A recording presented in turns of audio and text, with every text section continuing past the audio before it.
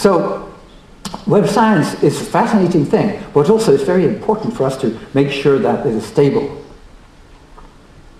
Well, for me, one of the most interesting things about web science that makes it different from the science, for example, of designing glasses of water, and is that if you design a glass of water, you can design you can design it, and you can test it,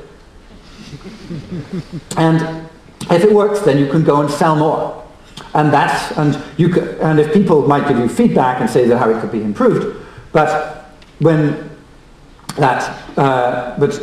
you can then immediately make a new better glass of water. But with the web, you design how two people connect. Maybe they log on to a social networking site, one person offers to make a photograph available to another, or one person says another person is their colleague. And then what happens on a large scale, the macro scale, is very difficult to work out from the micro scale. It's not at all obvious, and we don't really know. Like physics, for example, will tell you how microscopically atoms interact. And then you do some mathematics in physics. You use the gas laws, and you calculate that if the gas was really made up of lots of little balls bouncing around, and the balls were small enough, it would feel like this. They were squishy. And so physicists can do that leap from the microscopic to the macroscopic in some cases, in a very small number of cases in practice. And economists try to figure out, okay, if everybody works as a selfish individual and we have money, then how will the world at work large? And I must say I'm a bit worried about economics, because recently the world at work has been unstable. And in fact, if you think about the economic system, and you think about the web of humanity, they're very, very closely connected. Those people communicate using the web. The people who use the web are motivated by economy. So the web in a way is an economic system. So yes, so as George Boutikidis said, that there's all kinds of different disciplines: psychology, maths, sociology, physics, anthropology, computer science, philosophy, and economics. There's a whole list of disciplines which we need to get together, and hopefully we have got together for this conference. Will define web science.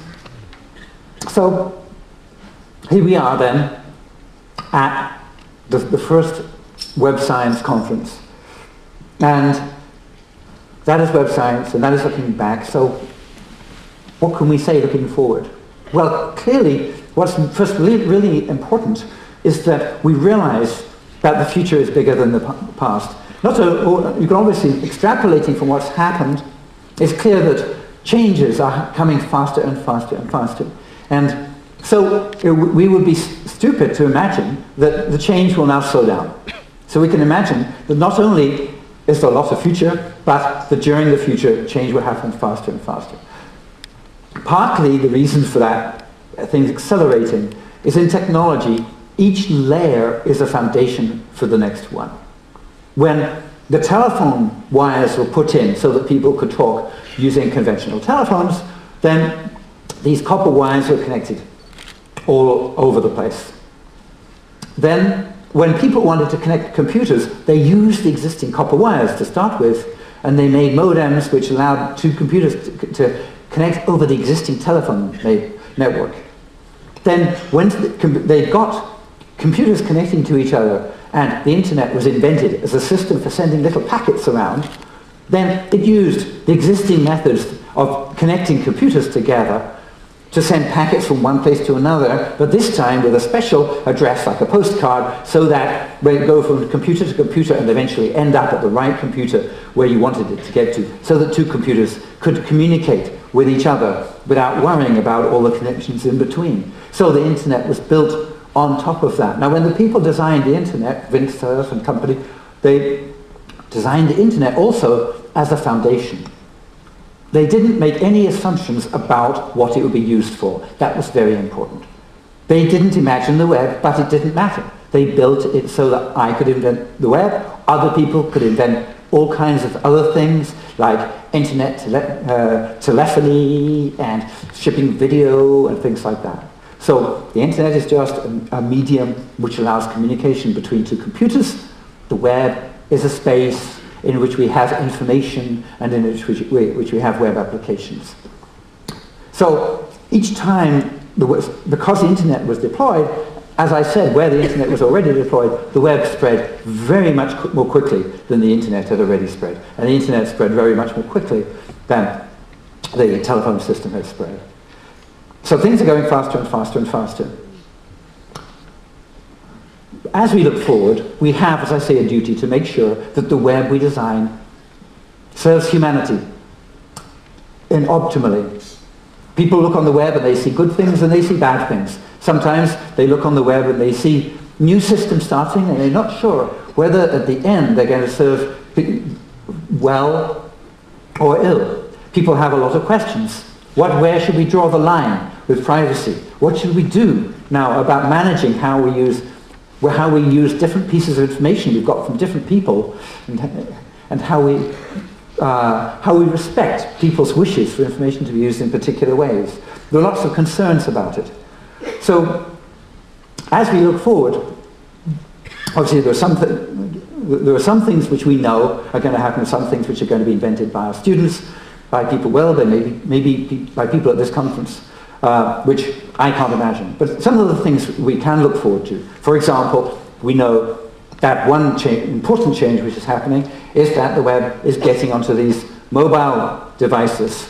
And importantly, it's not just people in this room who carry fancy portable digital assistants in their pockets, but the nice thing is when the web works on this, it will also work on cell phones that people have in developing countries where those cell phones may be the only access they have to the internet. So there is a really important move to make sure that, well, you should make sure that your website, try it on your phone.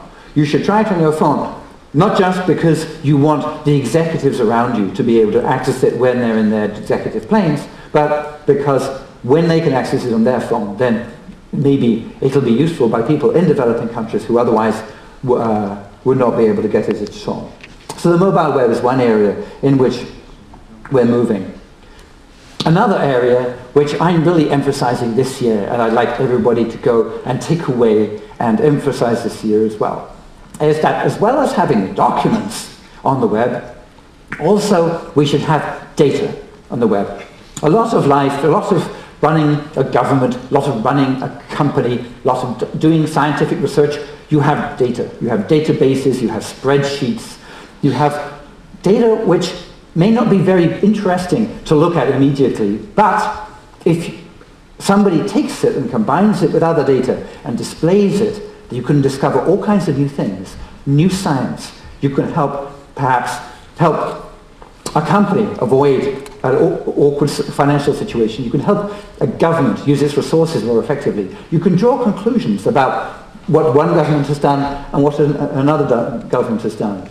Maybe you could look at healthcare information and old clinical trials and chemical information, and you can discover a new drug to cure AIDS or to cure cancer. These really important things that we need to do, we can do if we have access to the data. At the moment, some of the ideas which will be parts of the solutions to these problems are in people's heads, people's brains of scientists across the world. But very often, a lot of the knowledge which we need is sitting in the computer next to them in a disk. And even if we can get to it through a web page, really, we don't want that. A scientist doesn't want to see a web page, they want the data.